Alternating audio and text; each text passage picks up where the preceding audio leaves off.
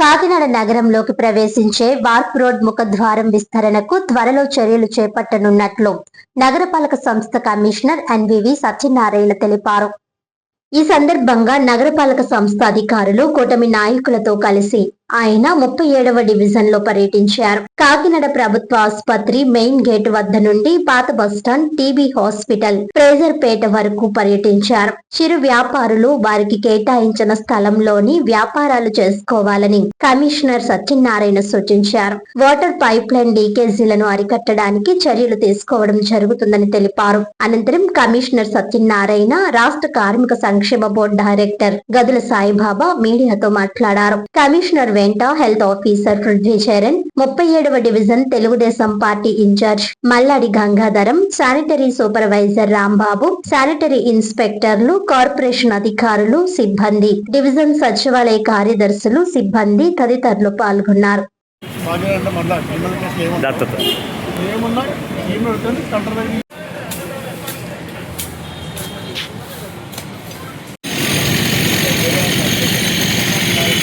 Smart city శాసనసభ్యులైనటువంటి వనమాడి వెంకటేశ్వరరావు గారు కొండబాబు గారి యొక్క ఆదేశాల మేరకు ఈరోజు కమిషనర్ గారు ప్రతిసారి కూడా తీసుకుంటున్నటువంటి నిర్ణయాలు కాకినాడకు సంబంధించినటువంటి క్లీన్ అండ్ గ్రీన్గా ఉండాలి.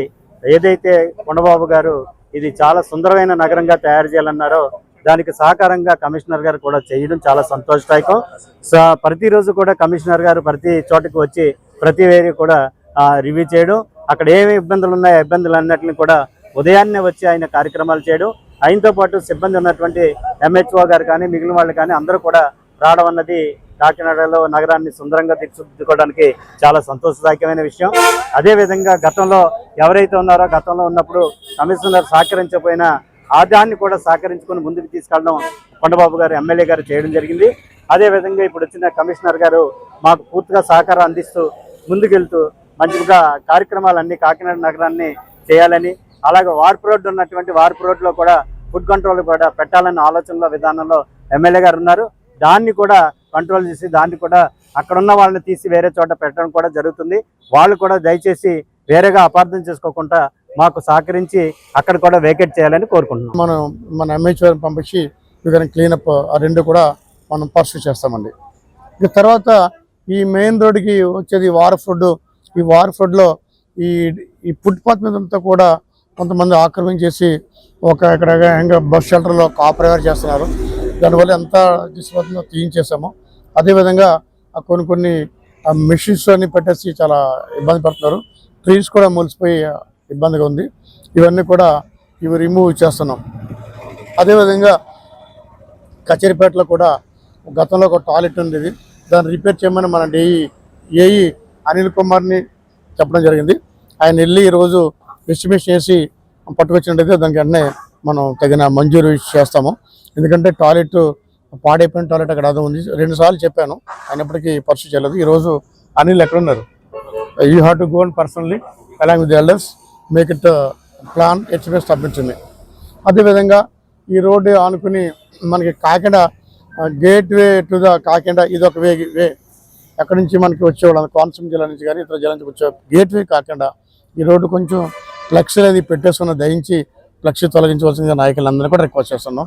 ఫ్లెక్సీలు తొలగించకపోతే మేమే తొలగిస్తాం. ఆ ఫ్లెక్సీ వేసిన వాళ్ళకి ఫైన్ కూడా ఇంపోజ్ చేస్తాం.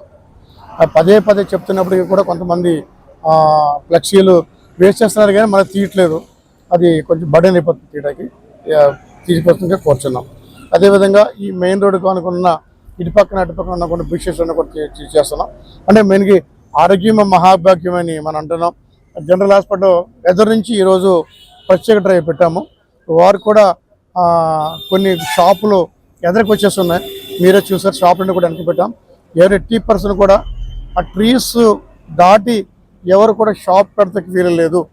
అట్లాంటి వాళ్ళు పెట్టినట్టయితే నాకు జనరల్ హాస్పిటల్ నుంచి కానీ ఎవరన్నా నాకు కంప్లైంట్ ఇస్తే మాత్రం విల్ టేక్ యాక్షన్.